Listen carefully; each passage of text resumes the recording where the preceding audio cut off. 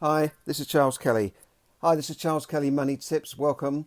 Now, on the day that there are widespread protests by victims of the cladding that went on to buildings like the Grenfell Tower today, there's massive demonstrations going on in London, Birmingham, major cities, Leeds, led by the Mayor of Manchester, Andy Burnham, and they're protesting against the cladding that's gone on. This is the cladding that went on to Grenfell Tower that was largely responsible for the fire that spread through the building, killing all those poor people. And now there are still thousands of people who are living in buildings that are affected by this type of flammable cladding.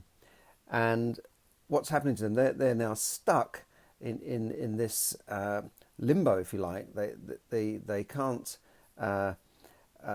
get the building sorted out because they don't own the freehold. They've only got a part of the building, and the freeholders saying that's not our responsibility; it's the leaseholder's responsibility.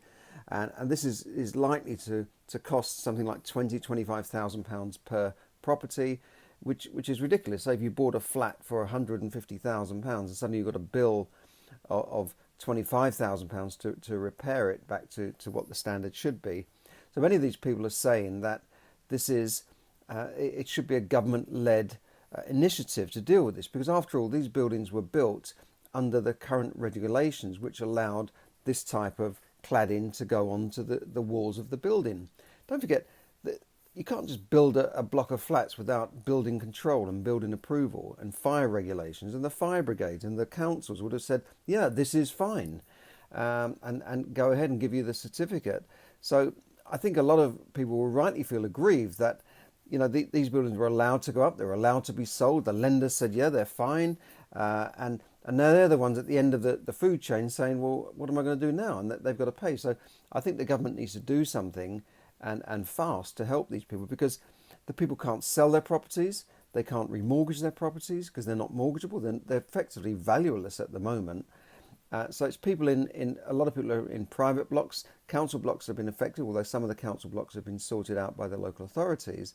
But there are a lot of private owners in council-owned blocks that have bought their properties through the council, and they're going to be affected as well.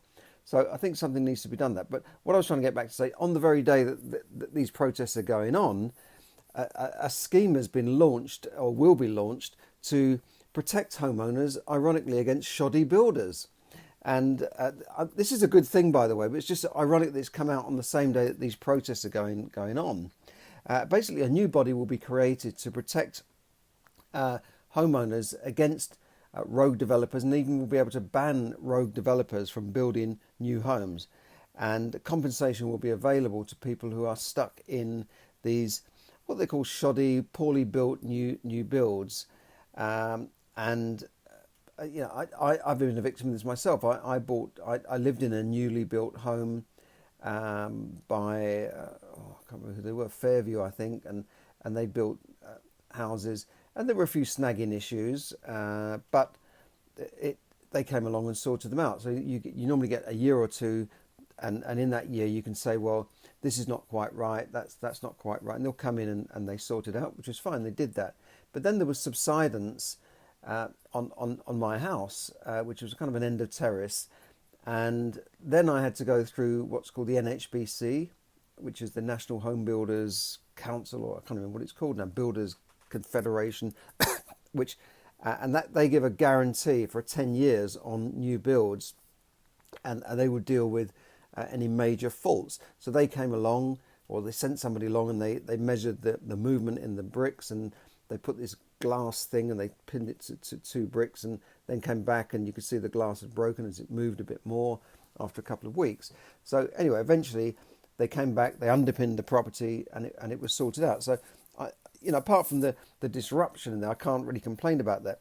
But apparently now complaints have gone up, and these are snagging reports, have gone up from 93% in 2015 to 99% in 2018.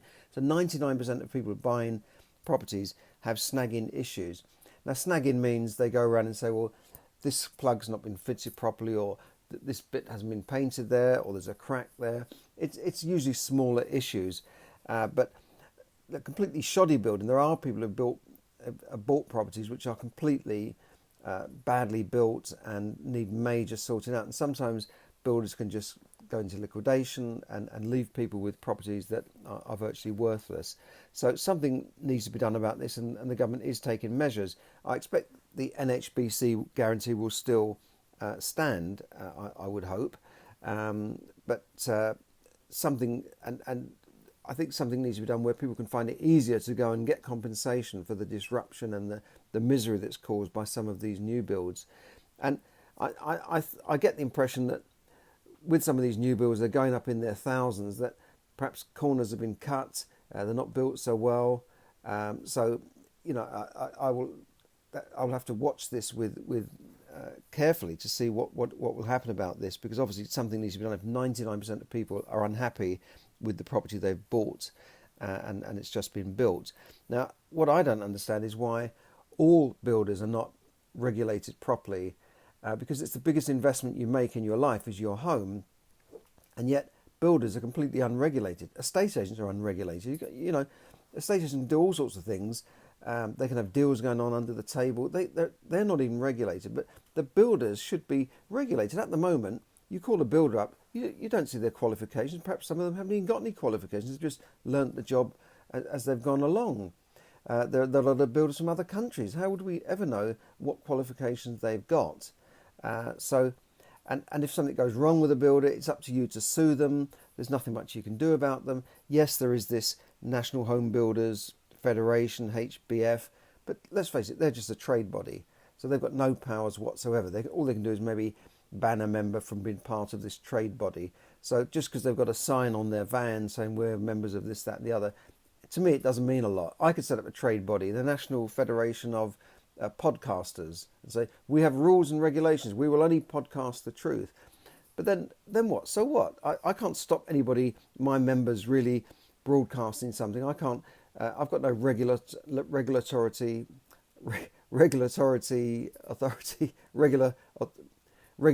authority to stop them podcasting. And some of these schemes are really just a money-making scam, really. So builders should be regulated. That there should be some scheme that checks their qualifications, that says that would be able to ban them from practicing if they've done work which is clearly not safe or which later has a problem. I mean, my own mother had a problem with a building. She had to go to court. She had to go to the High Court to sue this builder who'd done the wrong job. It was proven that he'd done the wrong thing, and damp was pouring into the house. So I know what it's like, and I've had shoddy jobs done myself. Fortunately, only small jobs, but we know what it's like. Builders can come and go. So I think.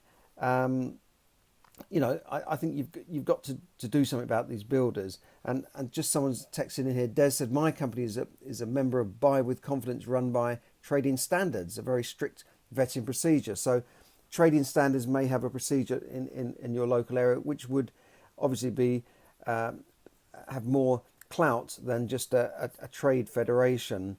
And thanks for that, Des. And so I think that's a good thing. So any regulation that gives people confidence and professionalises the industry, because at the moment there's a lot of cowboys out there doing the wrong kind of jobs, and even on new builds we find that even with these big companies they can do the wrong jobs. And I've had building jobs going on where builders come in, they rip everything out, and then they disappear for weeks while they do another job. So there's all sorts of scams going on.